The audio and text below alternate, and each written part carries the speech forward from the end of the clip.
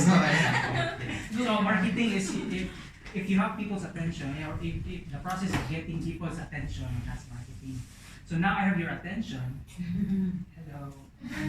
So, muna siya, diyan na siya, mas mastoryahan na po na ito niya. So basically, this is, I just published, self-published my book. But I will not talk about that. Lang ko. But it's also related to the journey because I use this quote, calculate the future cost of your present actions and then map your actions to your ambition. Deep, no? Most deep. So, Bisaya na to, listen. So, calculate the future cost of your present actions. So, previous speakers talk about, like, this is what they did. This is the process that they underwent. This is Flip, share his experience, examples, very many examples, tips, tricks, secrets.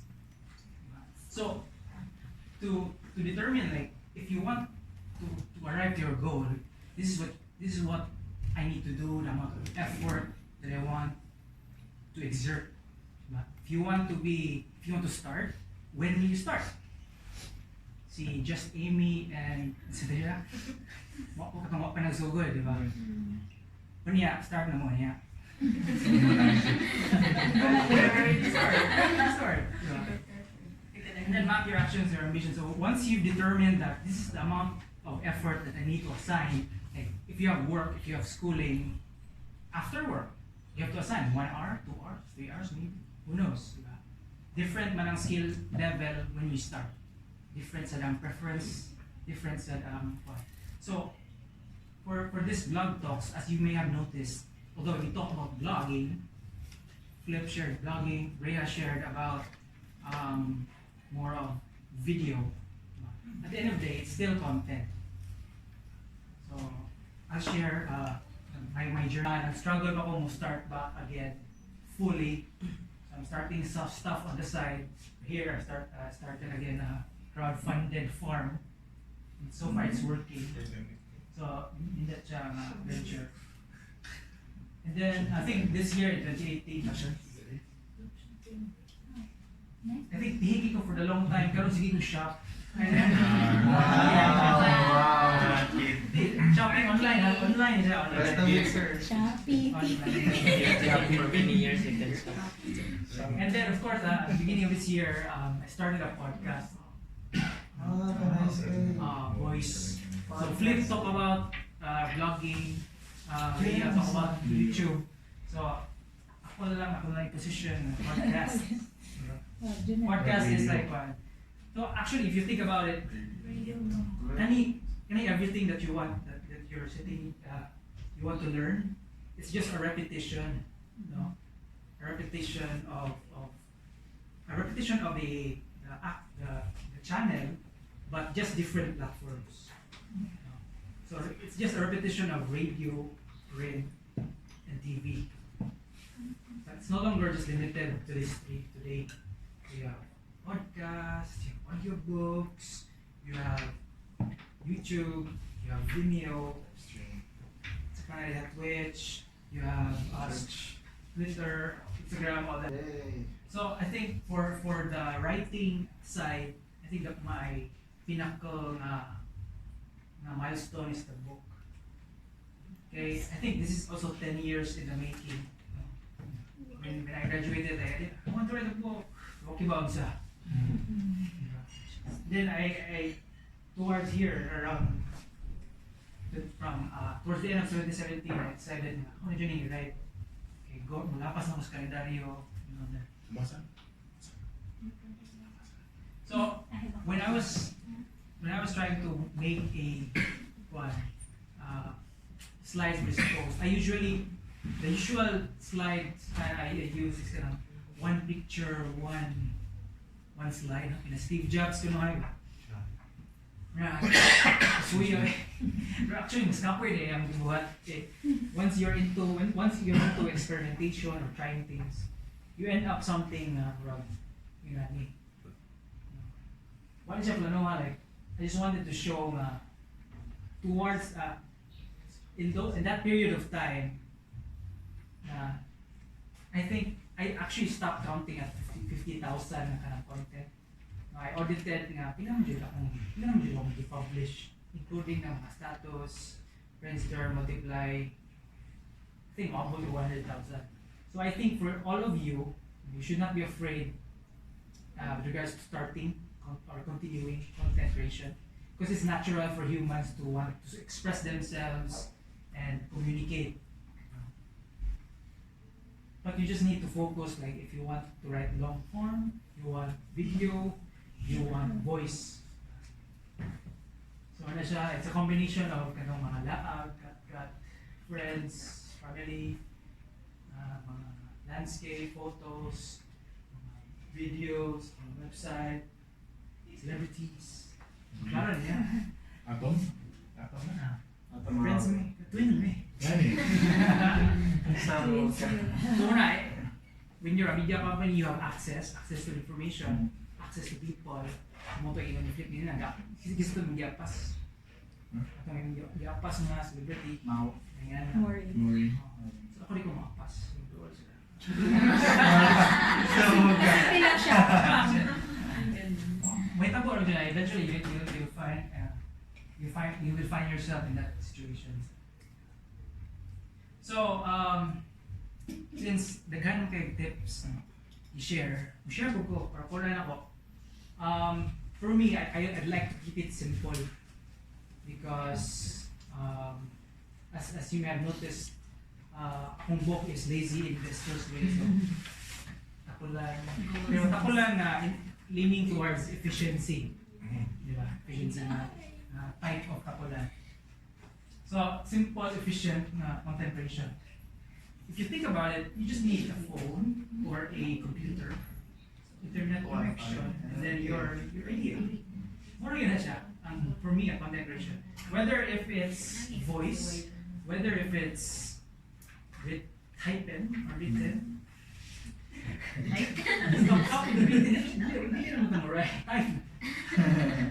written or audio or video, and you can blog from your phone. Kapoy lang. Or actually, depende kung ano na ta. Depende na sa ano. You can use voice. You can also use video.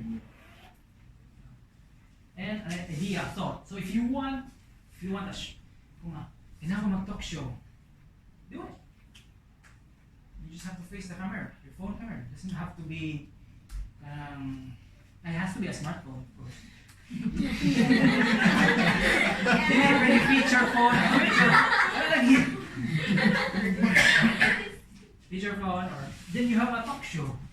Your first guest is your mama, or your papa, or your sister. You can do anything actually. Anything that's not been done. Muna siya may mga viral content because many people don't see that previously in the TV, but they see it. Oh, muna it goes viral. So muna siya simple, ba? It's easy to remember. Just remember you just have to execute on your idea, and of course you have to have internet. So this is a modified model, content creation flow or content model by Gary Vaynerchuk. Parang he-tweak yung first you start at document, then you create from that. So for example, somebody asked me, especially someone who don't know content creation, you will always ask the question, how do you find time? And effort. So you can actually start with your phone, with the video. So what I do with my content is either, if kapuyan ko mag-type ka, maguna-una pa ka, then type. What I do sometimes is, I record myself. It's either recording voice or video, just talk. And then once I can write it down, transcribe your thoughts. So, minaw ka, kamus myself. Type. So you already have content. Well, nag-commute ka, ba? Hindi ka mag-yaw-yaw ka, bahala na sila matanda na rin. can transcribe that later and then you can already edit because you can see, you can correct yourself from grammar. And then same thing with audio. So if you have a YouTube channel, then you also have a podcast channel or podcast. So you just record yourself and then you can actually extract the audio. You have a podcast. Magic, diba? Or you can record long form. Pwede ka mag-yaw-yaw for 1 hour. Mag-yaw-yaw ka for 1 hour. Record ka, yaw-yaw ka for 1 hour. Either you can transcribe that to write something, or you can chop it up, and then stitch together sentences. Actually, mas kapoy na, but you actually, it's actually surprising what you say, you come up. No? Kisa may bagay na nag-vlog dire. Start pa lang sila. Start pa lang. So, ano siya, I think you will reach a point na bubasa mo yung old post. Sometimes. Kanang personal, dili ka ng sponsor. Personal. Yeah. I do. No, sometimes you'll be amazed na Hintay mo isulat. unsay mo nasuot, mas bright mo nito. Bright mo sa una, mas wise ko sa una. Diba? But I think Yeah, wrong grammar man din yun. it's the thought, man. It's the thought. So, same thing when you're recording, you're just in the zone and you're just speaking your mind, expressing yourself. Then when you listen to it again, you will be surprised. Genius, man. So you document, you create, you chop it up, you refine, you edit it, and then distribute. Content is king. Wala na mention ni Flip kaya na. Content is king, distribution is queen. Diba? Marketing. Nakikippublish, People will not find it. So you also have to determine, like, when you target your audience, you also have to target the platform. Because if kapuyan ka mag-set up a website, kapuyan ka, you can start in Instagram, start in Facebook, you can start in Twitter. Now I'm not Twitter famous, if you notice. Famous na sa Twitter. It has like following Twitter. Famous is Twitter. And then you can also be Instagram famous now. Pero nalalim mo when you want to branch out, or when you want to just do a lot of things. Distribute and listen. So muna siya, feedback. So listen to feedback from your comment section, your reply. And if there's a suggestion or whatever, critique, you adjust. After adjusting, you create and you create again, you adjust, you modify again, then distribute again. Because what you want to create may not be what your community is looking for. Pero ako lang ipakita. Because I think it goes back to your goals, what you want, how I enjoy the process. Yes. And then, kanang mga sponsorship or kanang money making opportunities, mahuli na siya, bonus lang for me. Then back to documentation. So, they mentioned a while ago na 5 minutes, 10 minutes, taas na kayo 20 minutes. It depends on your target audience. Because the older, the longer the attention span, the more chances of retaining sila. It depends on the market. So, if you sum it all up, it's basically you're just doing what others can't, or you do what you can. You create things, try things. It's an adventure actually, content creation. You can plan things out and things will happen all of a sudden. Ito yung Netflix and Rhea na do all. Just seize the opportunity and then you'll be surprised what will happen.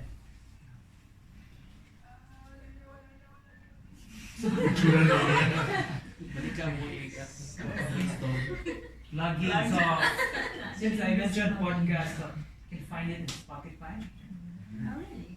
No. So it's called Podcast on the Go. Pinamutan ako, duta na pa. No, actually, ako lang i-replace ang words sa akong column, investing ng dago, podcast. Tinapulan yun. Ganda siya, abilido ako. Go, Vernon, go. So, kita ako sa Go lang ang go. kita ako sa Spotify. And then, as you can see, ako ang voice na content is mubari pa siya. I'm still experimenting, still trying things, different topics. You don't really find, because in different platforms you have to behave differently. You have to use different language or different tone or whatever. Different. For example, in Instagram, you have to be more visual. In Twitter, you have to be more witty, or it's more of social interactions sa Twitter. Sa Facebook, abot lang, it's everything. Sa podcast, I still have to like start from the very beginning. Yes. Trying to discover saan sila. So I solo, guest. So 2 guests, 1 guest, 2 guests. So different length, 1 hour. Yes. 11 minutes, 18 minutes, 17, 19, 38, 15 minutes. And it's audio, so when you're commuting, you can listen. Listen mo. And again, we're back to this shameless plugging. Don't forget to follow. If you have questions, let me know, clarifications, violent reactions. Sige, questions. Kaso hard down copy. Support. Ayun. Engaged siya.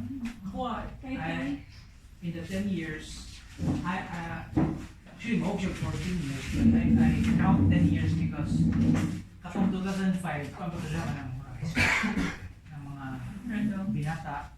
Yeah, because the reason I asked, kay 2005, nag-started yung vlog sa Friendster. Mm. And then multiply.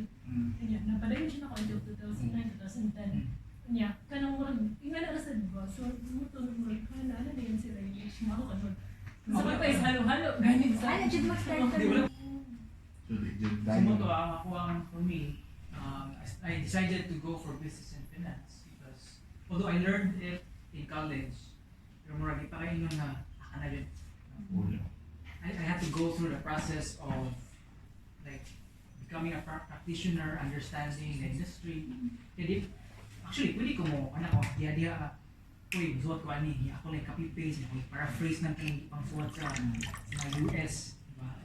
Okay, similar man dyan, pero naman dyan certain differences different countries diba, in terms of personal finance, in terms of investment, lahat mo yun. So you need to really, for me, ako lang, I really need to go deep or go into it. Or of course, dali lang, suot na ko, like, commentary lang ka, like passion, or yeah, bati na or okay level na, or yan. But if you really want to like pursue it, you have to really just try, and you will figure it out. Karon kay nagpalit naman yun ko og domain, so muna ni-join na lang yun ko kay. What's this for? Nagpalit mo kong domain. Just. So that's the start. Justaboutbeing.com. Just about being. RJAB mo dyan sa ang bankanan ba siya. Kuan, mo to kanang I-name na lang. I-name na lang. I-name na lang yun. Personal brand. Personal brand na rin. Pero you can try it out. Nag-start mo na siya. Start mo ka. Discovery, Facebook ka. Or it could also be like external trigger. Like for me, like I lost 100K, more than 100K. Ganahan mo sa me. It's also like an external event that happens to you that's beyond your control, and then that influences you. That also influences you. Like same with like when mga mommy vloggers. Like I know some vloggers na single pa sila, hindi ako gusto. Pagka-married na, mommy vlogger, because of the circumstance. Instant shift. Bahala na ng travel, mommy vlogger ako. Or like, parenting. But it's, moto siya na, I showed a map because daghan may tabok sa life which can influence you too. So what you start ka and then shift na ka somewhere down there.